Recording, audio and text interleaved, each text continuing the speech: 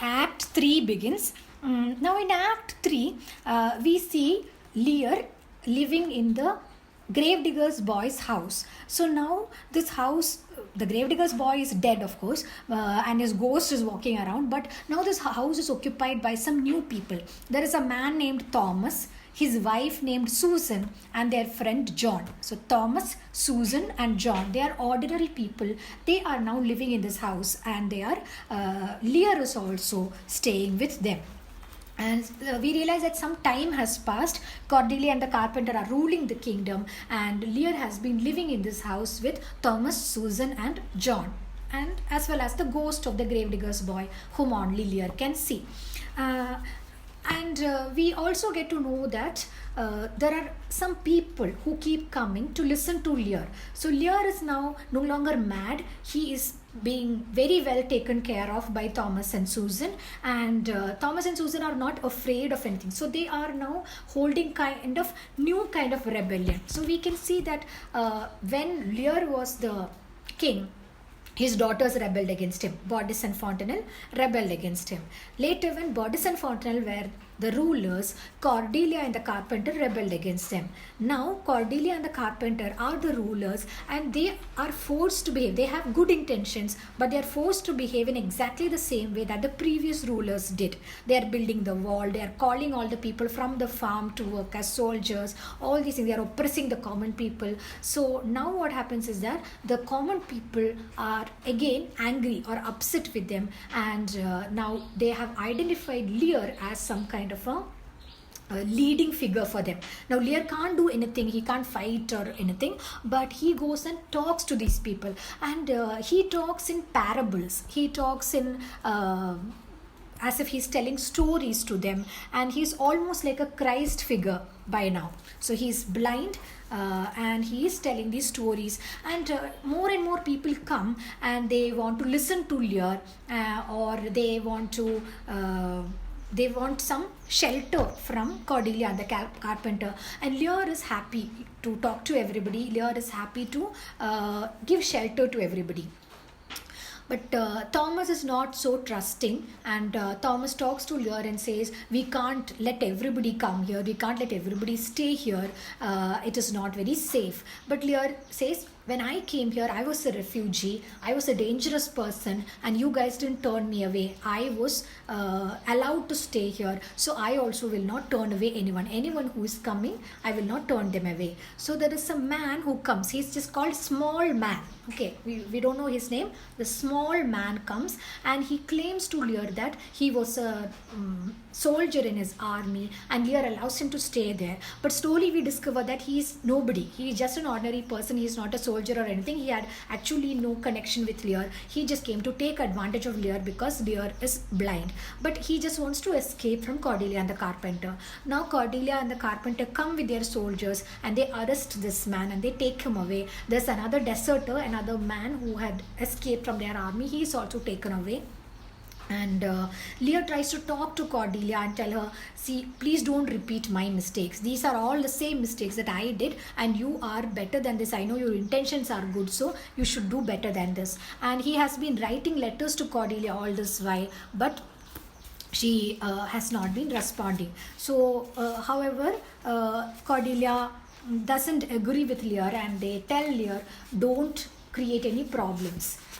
You should stay here, and if you want to come with me, I will let you live a nice retired life without going through any problems, because I knew you from a long time ago. So I don't want to hurt you, I don't want to kill you or anything, I don't want to do anything to upset you or hurt you, but you should stop talking to people like this. You should stop giving these audiences, and you should stop behaving as if you are a leader of the common people.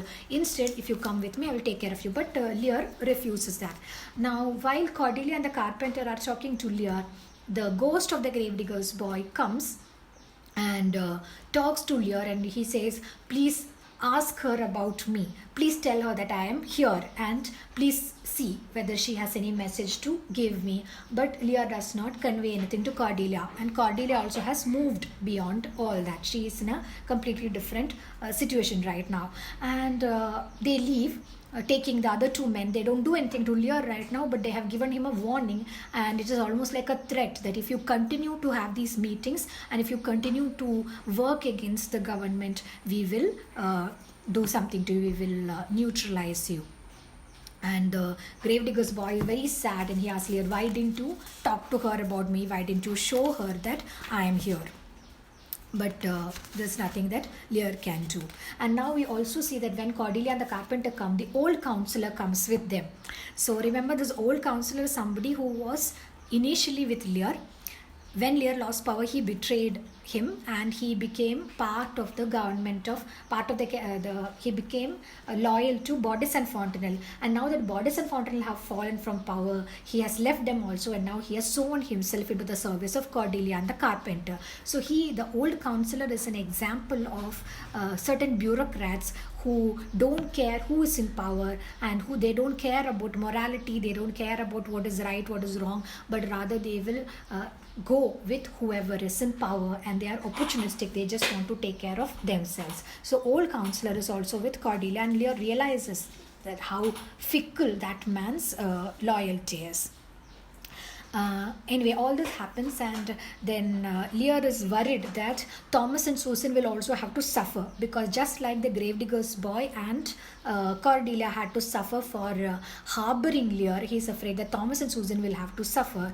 But they are not at all afraid, and they say, we are not worried about anything. We will call all the people, and we will protect you, and we will protect ourselves. So there are again some similarities between the first act, where Lear is sheltered by the gravedigger's boy and Cordelia without knowing who he was. But here Thomas, Susan and John are sheltering him, knowing who he is, and they are not at all afraid of what consequences they would have to face. And in between there is also this very small scene where John tells Susan that he is in love with her. So Susan is married to Thomas, but John tells her that he is in love with her. Just like earlier, we have this love triangle between the gravedigger's boy, Cordelia and the carpenter. Just like that, now there is a love triangle between Thomas, Susan and John. But Susan tells John, no, I can't come and marry you, because I am already married and I love my husband and he loves me too. So all that happens. And then when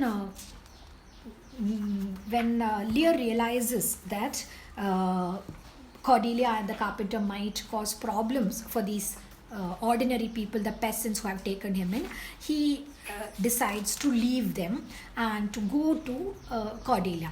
And then the last scene, so this is now the very last scene of the third act, the very last scene of the play, we see Lear approaching the wall that is being built by Cordelia's armies. So he goes there with the gravedigger's boy, and he takes a shovel. So there's nobody there, it is night, and what he does is he takes a shovel and he starts to break down the wall.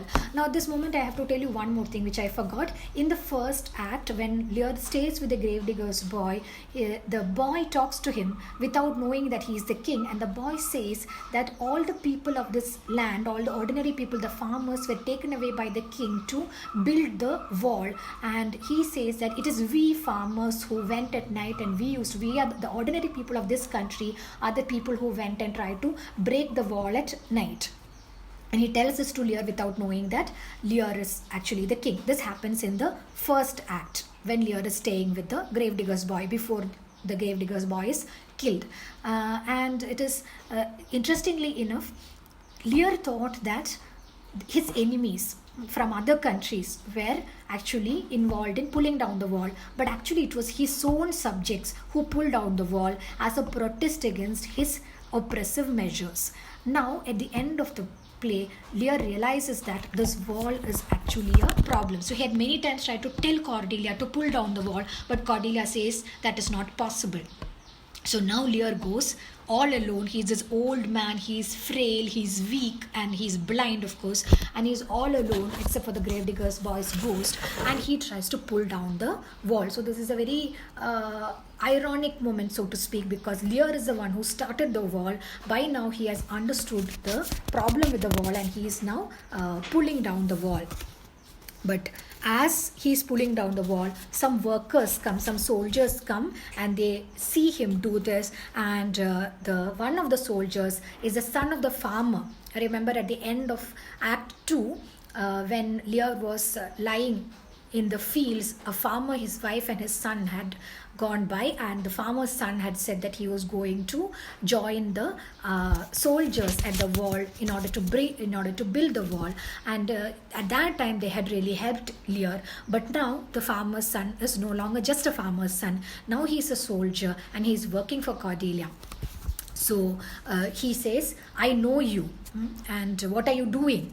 But Lear doesn't really reply. He says, I may be old, I'm not as fit as I used to be, but I can still make my mark. I can still do something. And then he continues to pull down the wall. And the farmer's son calls out to him and warns him to stop, or else he would shoot. But Lear doesn't agree. Lear keeps on trying to pull down the wall, and the farmer's son shoots him and he dies. So that is how the play ends. Lear is killed. He is shot by the soldiers when he is trying to pull down the very same wall that he had built. Okay, so that is the story. So far 3 acts. Clear ആണോ എല്ലാവർക്കും? Come back ജീവനോട് വാ.